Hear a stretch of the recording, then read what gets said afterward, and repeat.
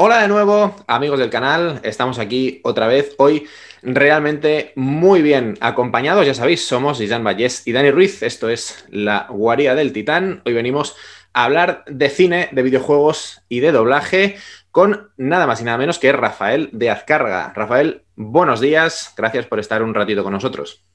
Pues nada, buenos días a los dos y a todos vuestros seguidores.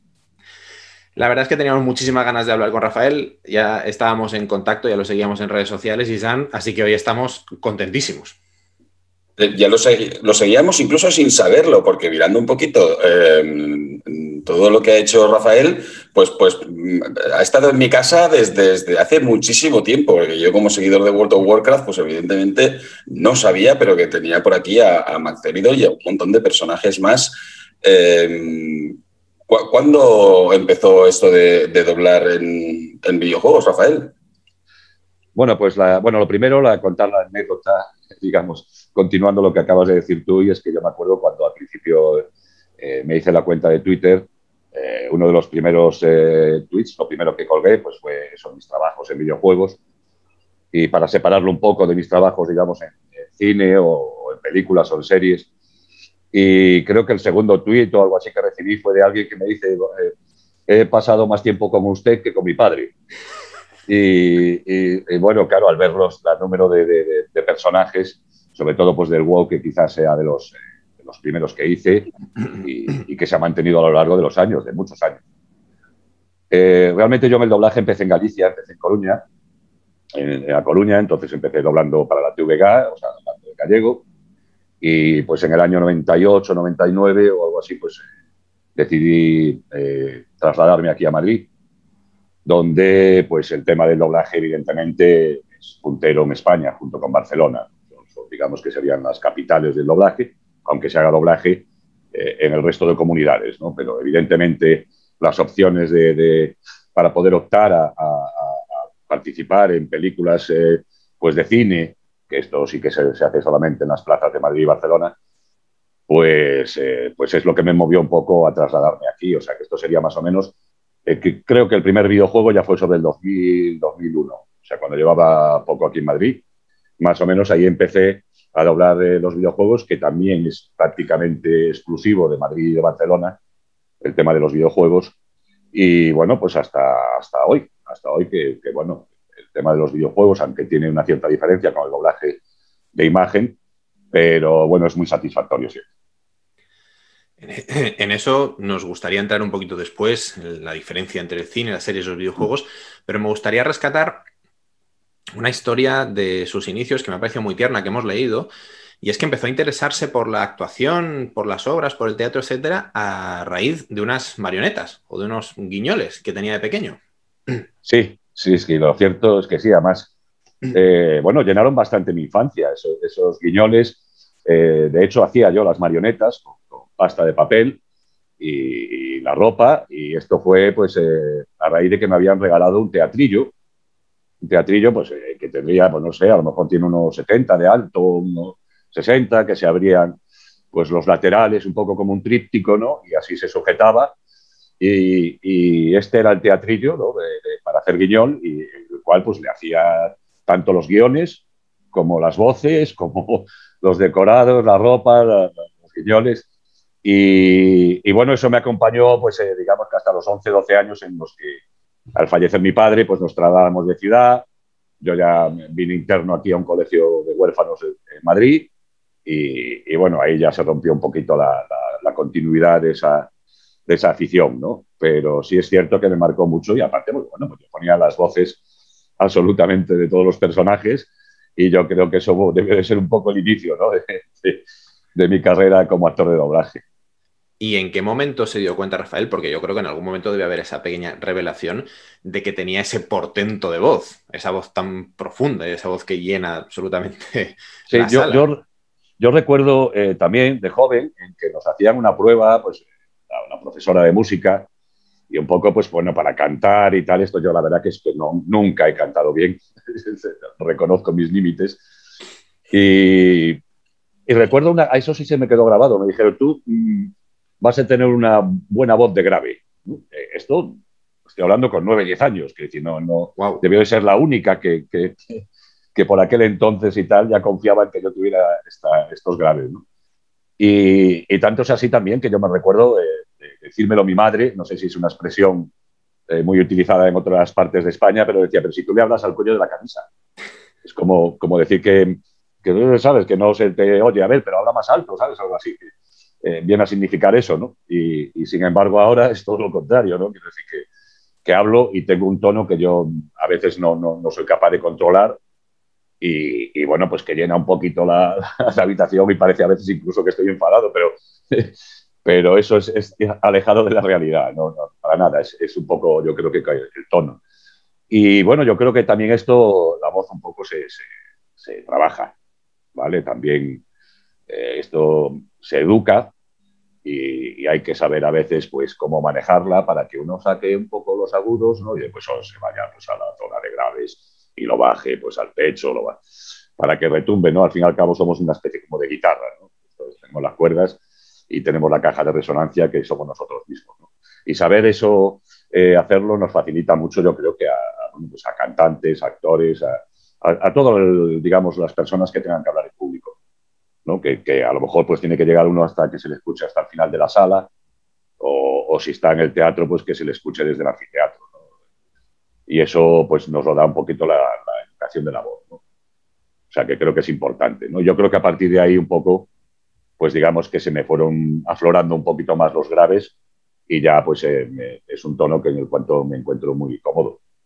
Y si tengo que tirar a más graves, pues también, ¿sabes? Quizás el tirarme a lo mejor a personajes que fueran un poco más agudos me sentiría un poco más incómodo. O sea, es más natural, digamos, el tono con el que estoy hablando ahora con vosotros que cualquier otro. Esto le iba a decir, ¿no? Este tipo de voz, esta voz tan grave, le ha provocado tener personajes que generan cierto miedo, como por ejemplo Kratos, Magtheridon, Arthas o incluso George W. Bush, que también daba cierto miedo al menos. No decimos que está encasillado, ¿no? Esto también lo produce la voz, pero ¿le hubiera gustado tener algún tipo de personaje diferente, además de todos los que ha hecho? Sí, bueno, esto es un poco también por los gustos de los directores, de los propios directores o directoras de doblaje, que, bueno, pues creen que eres el adecuado para el papel. A mí sí me gusta lo de dar miedo, quiero decir, sea con voz grave o quizás con un personaje muy histriónico que de repente se va a agudos, ¿no? O sea, un poco, digamos, el prototipo del Joker, ¿no? Sería que digamos, que juega muchas veces con yéndose a agudos, otras veces a graves, otras veces susurrando, ¿no? Que parece que mete incluso a veces más miedo, ¿no? Un susurro que un grito. Y bueno, esto es lo que te da un poco pero son los propios directores o directoras los que te dan el papel porque creen que estás capacitado para sacarlo adelante, ¿no? Y en este caso, pues yo tengo algunos compañeros y tal que me dicen, es que a mí me gustas más en papeles tiernos, ¿no? Y la verdad que es que a veces cuando son papeles que tienen una extrema emoción, quiere decir que lo que se está pretendiendo es hacer llorar al televidente o al que esté en la sala de cine, pues esos me gustan también, porque yo me emociono. O sea, quiero decir, mientras que en los otros que doy miedo, quiero decir, es algo que me sale como actor, en los papeles estos que son, digamos, más emocionales, en los cuales exactamente pues está cerca del drama y pues ahí yo creo que soy yo el que me emociono, o sea, y me meto en ese papel y bueno, hay secuencias o en películas en las cuales, de este tipo, en las cuales pues yo he acabado llorando, o sea, quiero decir, al grabarlo, ¿no?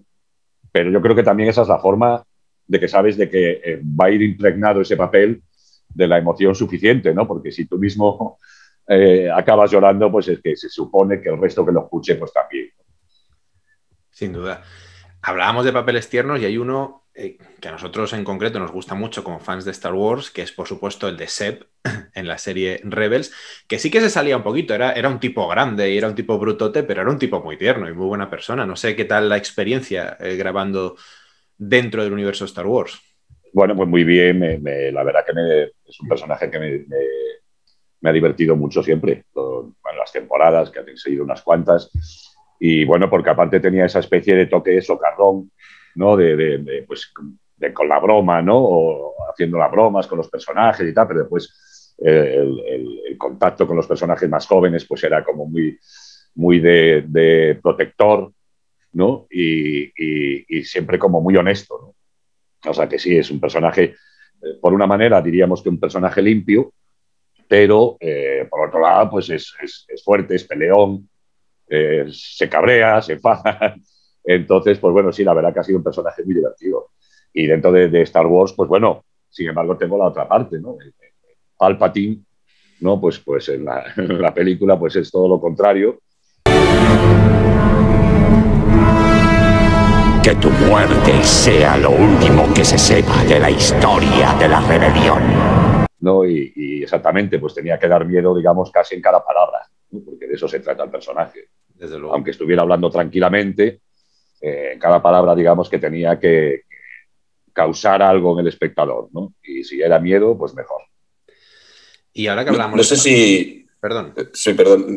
No sé si era seguidor de las películas de Star Wars en aquel momento, cuando le llamaron para hacer de Palpatine, si había visto el episodio 7 y el episodio 8. No, me parece que vi el 7 porque había sido después de varios años, ¿no? Que no había ninguna película de la saga. Y pues con un amigo, pues porque le habíamos visto las primeras hace muchísimos años, cuando salieron, y sí que nos vimos las primeras, y entonces digamos que tanto él como yo nos habíamos desenganchado de la tierra, bueno, la vida, ¿no? Quiere decir que, bueno, pues nos tiran por otros derroteros y al final pues abandonas un poco esas cosas, ¿no? Y entre ellas, pues por ejemplo, el haber seguido la saga de Star Wars. Y cuando salió pues el episodio, hombre, pues ¿por qué no vamos a ver y tal, y a ver cómo va la saga y tal, ¿no? Y bueno, con el 7, pues bueno, no es que saliéramos especialmente contentos, y sobre todo porque pesaba mucho el recuerdo que teníamos de las películas iniciales. Y no volví, o sea, que ya no vi el 8, y el 9 lo fui a ver porque estaba en ella. Quiero decir, y se sorprendió cuando le dieron el papel precisamente de Darth Sidious, ¿no? Que lo recordaba de aquella primera trilogía. ¿Se sorprendió de que volviera a aparecer? Sí, porque, bueno, la prueba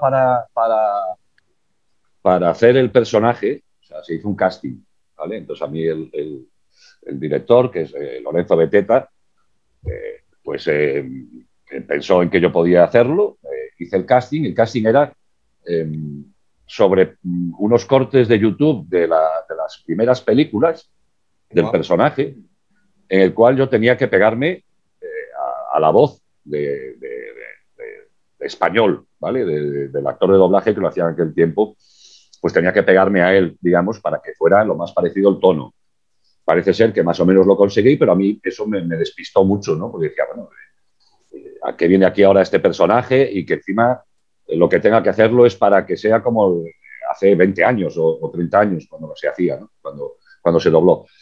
Y bueno, me escogieron, les pareció que lo clavaba bastante, el tono que querían, y bueno, a partir de ahí la verdad que después fue un doblaje arduo, quiero decir, porque es que con estas películas, que evidentemente van a tener tanta repercusión, el tiempo, digamos, no importa.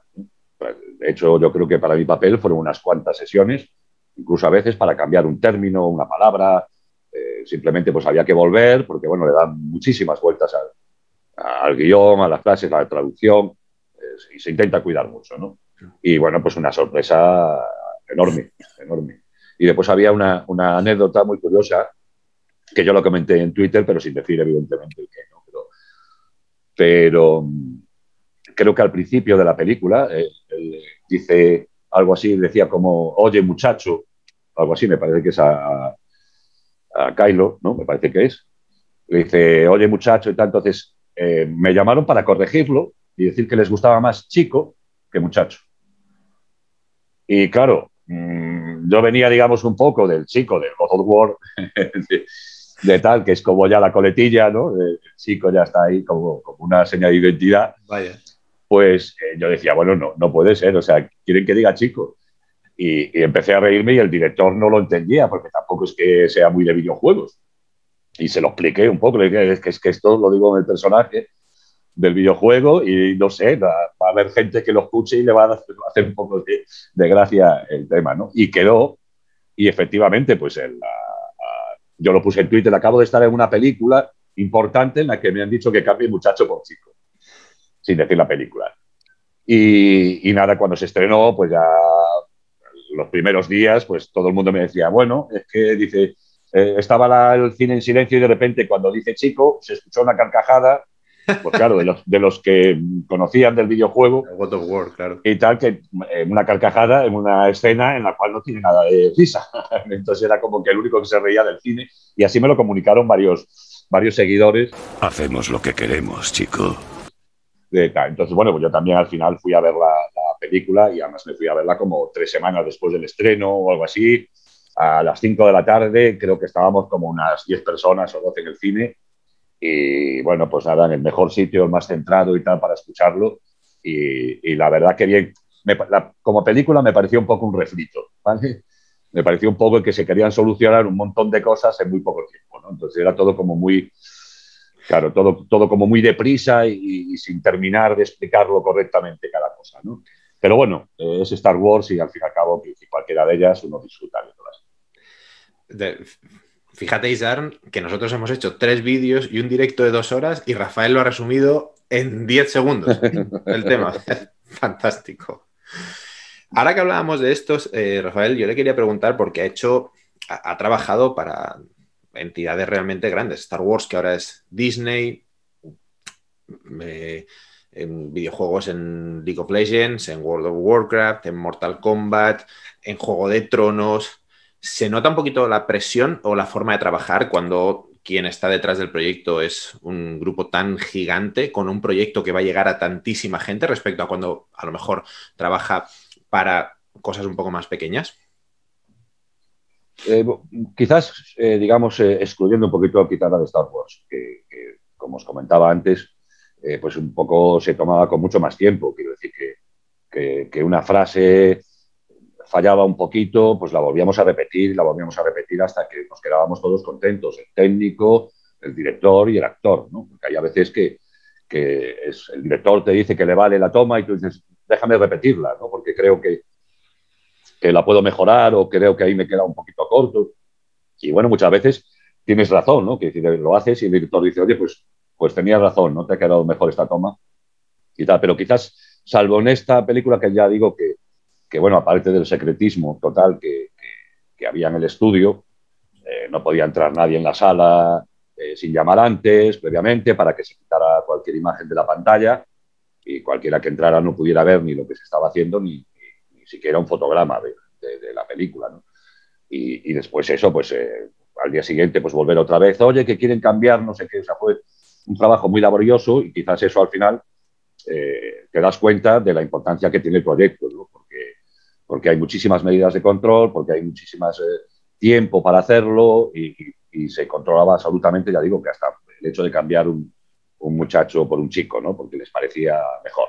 Bueno, pues hasta... Pero después en el resto no. En el resto yo creo que muchas veces no somos conscientes, los actores y actrices de doblaje, de la relevancia que puede tener el personaje, pues sea tanto en cine o en series como en videojuegos. A mí esto me ha pasado con el God of War, que yo, por ejemplo, pues también fue a través de un casting y yo no tenía ni idea de la relevancia y tal, porque yo también los videojuegos ya los dejé hace bastantes años. Pues PlayStation tuvo digamos que el buen hacer de regalarme una Play en la salida. Y bueno, esto me llevó a por lo menos a probar e intentar otra vez probé algunas cosas. He estado con el Speedy, he estado con el Astro, que venía instalado.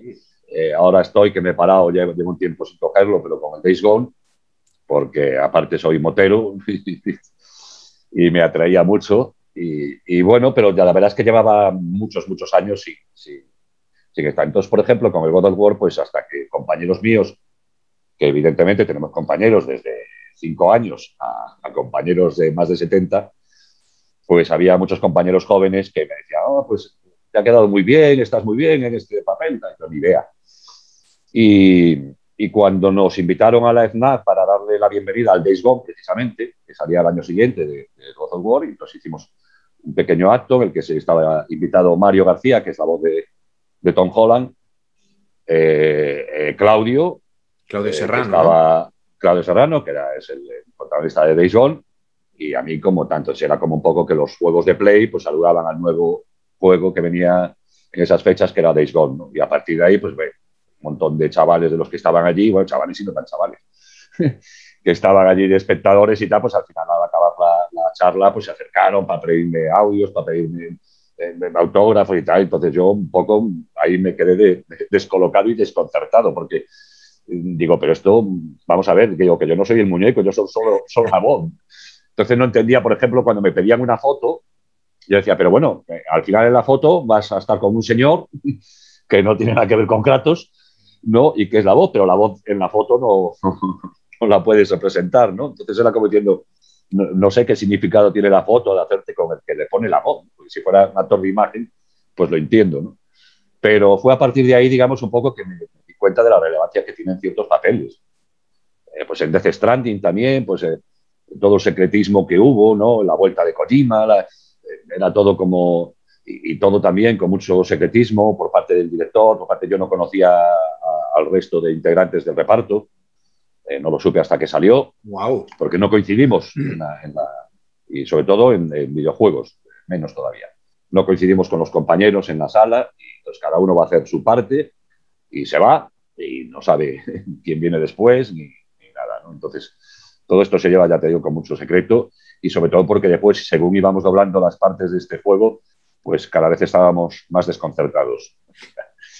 Claro, no sabíamos, y dice, pero ¿tú entiendes algo de esto? Y dice, no. Aparte que, claro, nosotros no lo hablamos de manera correlativa, ¿no? O sea, dice que lo hablamos por bloques que pueden ser del final, del principio, del medio, ¿no? Con lo cual, digamos, el de descolocarse es todavía más fácil, ¿no? No pretendo darte ninguna excusa, pero quiero que sepas que no pasa ni un solo día sin que piense en ello. Nos comentaba antes la anécdota de que le hicieron una foto, ¿no? Porque era importante la voz que le había puesto a Kratos y se sorprendía un poquito, pero sí que es cierto que seguramente, y de hecho lo es, ¿no? Es la parte más humana de un personaje de animación. En este caso, seguramente la responsabilidad todavía es mayor que con un doblaje convencional, ¿no? A la hora de aportar esa humanidad a los personajes de los videojuegos. Bueno, lo que pasa que es que nosotros, los actores y actrices de doblaje, quiero decir, lo que escuchamos el original. Entonces, el original un poco siempre también está la labor fundamental de director o directora que nos pone, digamos, en contexto, ¿sabes? De qué es lo que está ocurriendo. Algunas veces, pues porque hay indicaciones del propio estudio o de los propios creadores y pues alguna acotación, pues diciendo, pues esto es un gesto, pero es de dolor. O es un gesto de tal, porque hay a veces que unos gestos cortos pues nos pueden significar muchas cosas, ¿no? Si no está uno en el contexto, pues puede significar una cosa u otra. Y en este caso, bueno, pues digamos que lo que tenemos que hacer es pegarnos lo más posible al original. Muchas veces lo que, por ejemplo, en el caso de Kratos, pues no puedo llegar al tono grave y profundo que tiene el actor original, que es como un armario de 4 cuerpos, no de 2. Y bueno, pero intenté llegar un poquito lo más posible, pero para que tampoco pueda sonar como chiste, ¿no? O sea, hay a veces que el exceso de querer llegar a un tono muy agudo, muy grave, pues al final pues parece que es un dibujo animado, ¿no? O sea, parece más un muñeco que un personaje. Entonces, en este caso, pues bueno, quiero decir, el saber apreciar cuál es la intención simplemente escuchando la frase, porque además nosotros en videojuegos prácticamente la frase la escuchamos una sola vez y la grabamos y la tenemos que grabar, pues dependiendo si son para cinemáticas o son para otro tipo de archivos, pues incluso lo tenemos que grabar pues que ocupe exactamente lo mismo, porque nosotros vemos una representación gráfica del sonido, es lo único que vemos, no vemos imagen en el tema en los videojuegos. Y entre pues esa gráfica que vemos y la voz original que estamos recibiendo a través de los auriculares, pues la escuchamos una vez y a la siguiente la grabamos. Suelen ser archivos no muy largos, a lo mejor pues de 2, 3 frases. Si son pues a lo mejor ya unos archivos más largos, pues a lo mejor lo tienes que escuchar un par de veces o grabar una parte y después grabas la otra, ¿no? Pero bueno, quiero decir, eso no es el problema. La cuestión es que para nosotros transmitir lo que sea, lo que está ahí intentando transmitir el personaje en ese momento, sea miedo, sea terror, sea ternura, bueno, pues eso nos lo da la voz original y de las indicaciones de la dirección. Me dicen, hombre, aquí vienes de hacer esto o te acaba de pasar esto, tienes que marcarlo un poquito más, ¿no? Porque todavía estás sobrecogido, todavía estás asustado. Pues ahí las indicaciones esas son fundamentales, ¿no? Para que nosotros podamos realmente al final transmitir lo mismo que está transmitiendo la voz original, ¿no? Aunque nuestra voz sea completamente distinta, el tono sea distinto, pero nuestro trabajo lo que trata o de lo que se trata es de transmitir exactamente lo mismo que está transmitiendo la voz original. Y eso es lo que nosotros tenemos que hacer. Claro. Y en el caso del God of War, pues bueno, había unas diferencias evidentes entre, pues también, incluso que va avanzando en el juego, pues la relación que tiene con su hijo, ¿no? Que al principio pues ni siquiera lo toca, habla de una manera muy fría, ¿no? Y al final eso también yo creo que es una de las partes importantes del juego y yo creo que también un poco de lo redondo que ha quedado, creo que el juego, y es ese desarrollo también que hay a lo largo del juego de la relación entre el padre y el hijo y cómo se va ampliando, ¿no? Esa relación y cómo va siendo cada vez más afectiva y cómo al final ya lo toca y ya, ¿sabes? Ya quiero decir que eso yo creo que también está muy bien conseguido en el juego. Y eso, ya digo, a veces grabamos una parte del final, una parte del principio, no sabemos bien cómo decir. Yo a Ramón de Arana, que es el que pone la voz a Atreus, yo no lo conocía hasta un año después, personalmente. O sea, quiero decir, yo no lo conocía personalmente. Wow. Y fue en ese acto de la ECNAC que os estaba comentando antes, que él estaba entre el público y se acercó un primo suyo y me dice, oye, ¿conoces a tu hijo? Y digo yo, perdona, ¿qué me estás diciendo? Y es que era Atreus. Hostia. Era Atreus. Y yo no, pues ahí en ese momento fue cuando nos conocimos. Qué bueno. Como decía, me gustaría entrar en un par de cuestiones ya para ir finalizando, volviendo un poquito al tema de la relevancia del reconocimiento. No sé si, aparte de la sorpresa que ya nos ha comentado, si puede llegar a ser un poquito molesto o redundante el hecho de que de repente haya una notoriedad mucho mayor, mucha gente le escriba, le quieran entrevistar, le pidan audios, etcétera, etcétera, o esto se lleva bien con naturalidad como parte de la profesión. Sí, bueno, esto para mí ha valido quizás porque soy de los que piensa que la visibilidad de nuestra profesión es importante. Hay compañeros que no piensan lo mismo, que piensan que esa cosa, digamos, un poco mística de que el doblaje, pues somos personas que tenemos que estar detrás siempre sin ser significados, ¿no? Porque, bueno, lo importante es el actor original de imagen y simplemente nosotros ponemos la voz y para que no haya una desconexión, ¿no? Digamos, entre el espectador y el actor original, ¿no? Para que no haya una interferencia de decir, pero si es que claro, cuando estás viendo a un actor que tiene una voz conocida y que eso te saque un poco de la película, ¿no? Y yo creo que no, yo creo que ahora mismo la visibilidad es que, aunque no la queramos, está ahí porque ahora cualquiera puede entrar en Google, busca y quiero decir, yo recuerdo que las primeras fotos o digamos que había en Google sobre mí, yo no había subido nada, jamás, ¿no? Pero ahí estaban. Pues alguien la cogió pues para un artículo, para algo, para mencionarme y puso ahí pues una foto que encontró no sé por dónde y pues de una revista del sindicato, creo que fue la primera que yo vi, dije, esto lo han sacado de la revista del sindicato, que era una revista para consumo propio, por decir así, de los profesionales y yo creo que la cogió de ahí. Entonces quiere decir que nosotros no queramos esa visibilidad, al final está ahí. ¿Que quieres que llegue más allá? Bien. Que no, pues hay muchos compañeros que no tienen redes sociales de ningún tipo, ni quieren esa visibilidad. Pero yo creo que para nosotros, y sobre todo porque estamos en una profesión que todavía, digamos que todavía tenemos muchas cosas que mejorar, en condiciones, me refiero, ¿vale? Tanto sean económicas como las condiciones de trabajo. Creo que todavía nos queda mucho por pelear. Hemos tenido 2 huelgas en 5 años. Y quiero decir, yo creo que la visibilidad lo que hace un poco es que nuestro problema, digamos, que sea más conocido y sea más humano, ¿no? Es decir, cuando le pones cara a algo, siempre parece que es como más cercano y más humano, ¿no? Entonces, el que nosotros podamos estar ahí y contar de vez en cuando los problemas que tenemos, yo creo que eso nos ayuda. Claro, nosotros evidentemente hemos hablado con colegas suyos de profesión aquí en el canal, los que hemos podido entrevistar, y son de esa opinión, pero es cierto que también nos hemos encontrado con algo de rechazo por parte de otros profesionales, lo cual es perfectamente comprensible también. No vamos a decir que no.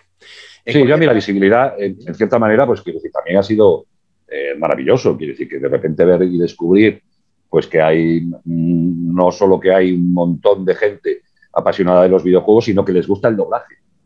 O sea, eso es eso para mí es fantástico. O sea, que decir, no es solo ya de tal, sino que le gusta el trabajo que has hecho y le gusta la voz, y esa voz lo ha guiado durante 30 o 40 horas que ha estado jugando, ¿no?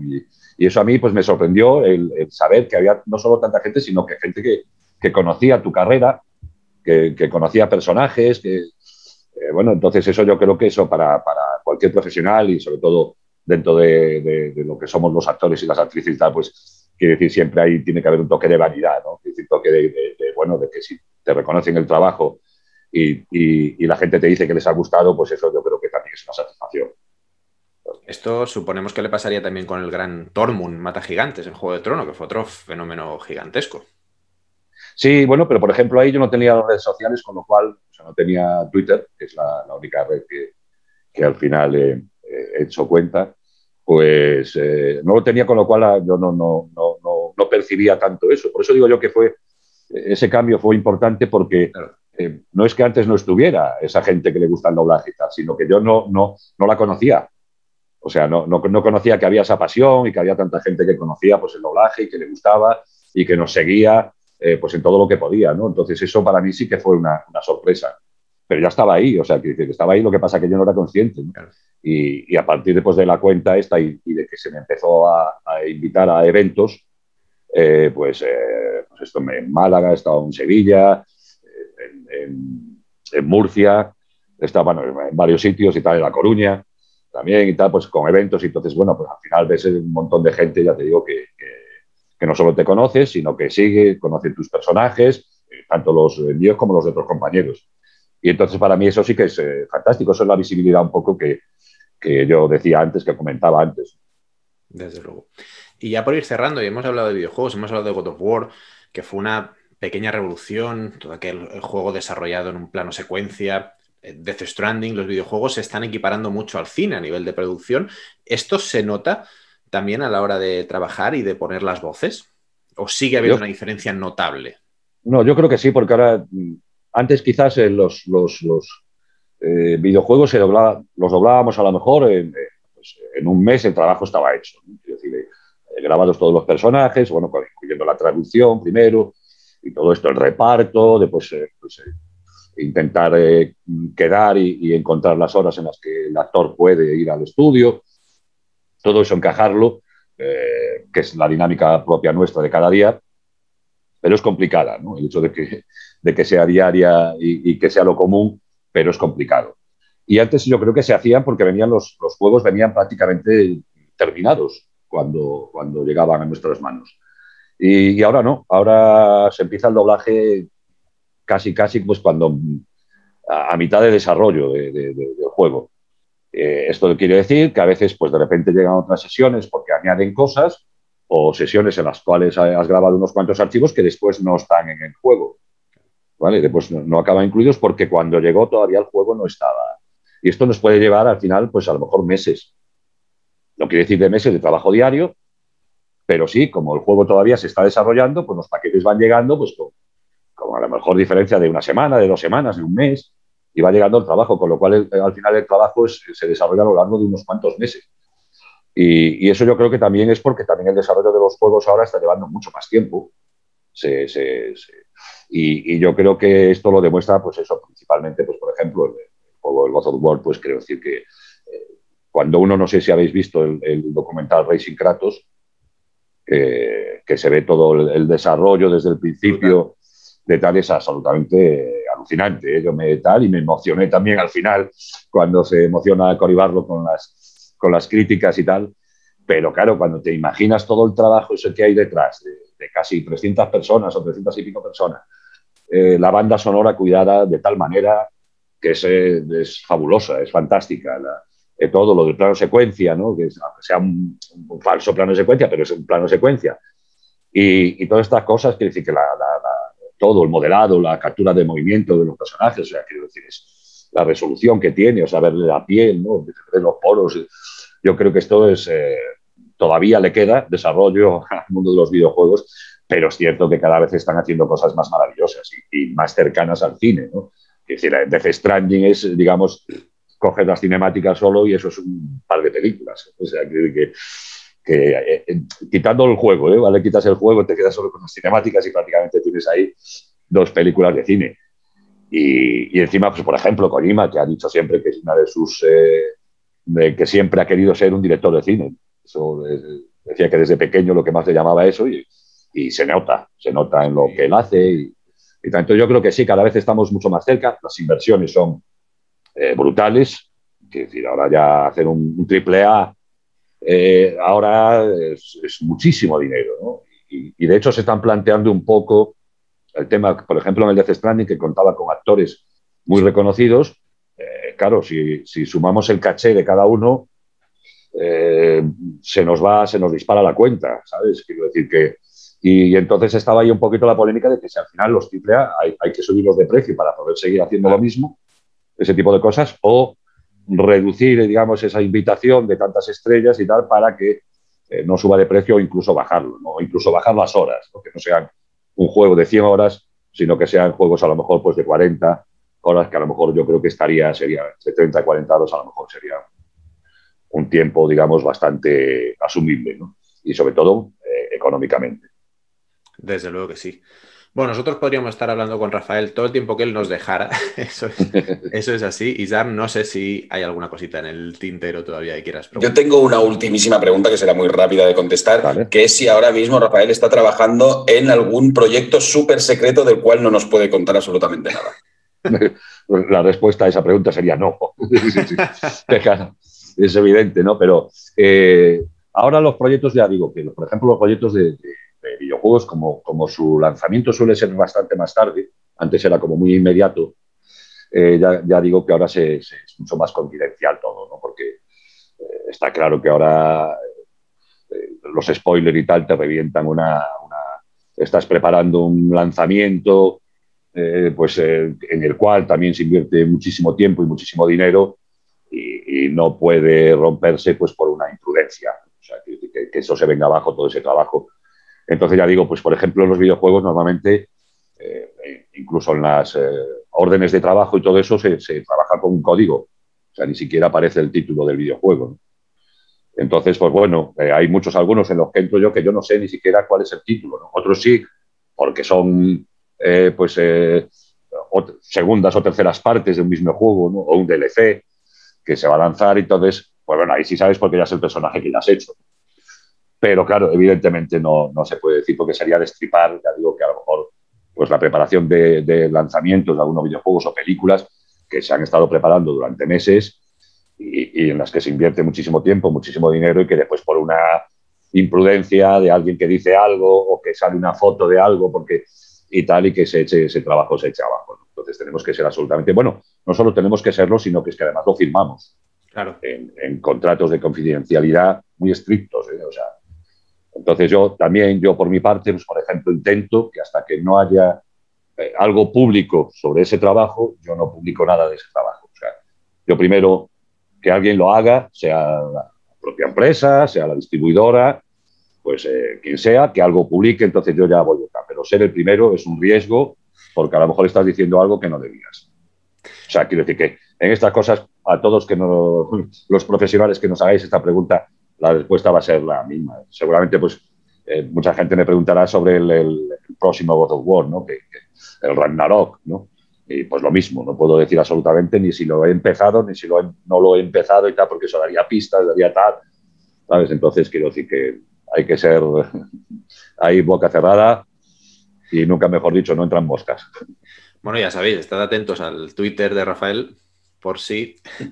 Sí, bueno, aparte después hay muchas. Por ejemplo, en este caso, en el de Ragnarok, Cory Barlog le gusta jugar mucho en sus tweets.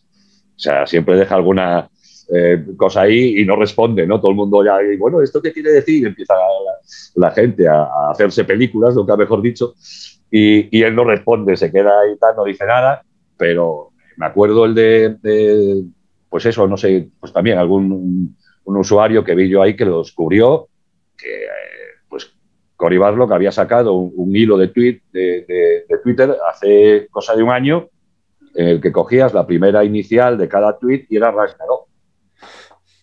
O sea, que decir, bastantes meses antes de que nadie supiera el título tal, bueno, pues él ya lo había puesto ahí, pero encriptado. O sea, que dice que es un personaje al cual le gusta jugar mucho con estas cosas y posiblemente sea él el primero que nos diga algo o lo deje caer, ¿no? Pero nunca de una manera clara. O sea, eso está bien. Desde luego. Va a ser así. Fantástico, pues nosotros lo vamos a dejar aquí. Rafael, solo debemos darle las gracias por compartir este ratito con nosotros, por demostrar esa pasión absoluta por su trabajo y por estar aquí hablando de doblaje. Pues nada, muchísimas gracias a vosotros y también un saludo de despedida a todos vuestros seguidores. Fantástico, nosotros nos vamos ya, volveremos como siempre con más doblaje aquí, en la Guarida del Titán. Hasta luego.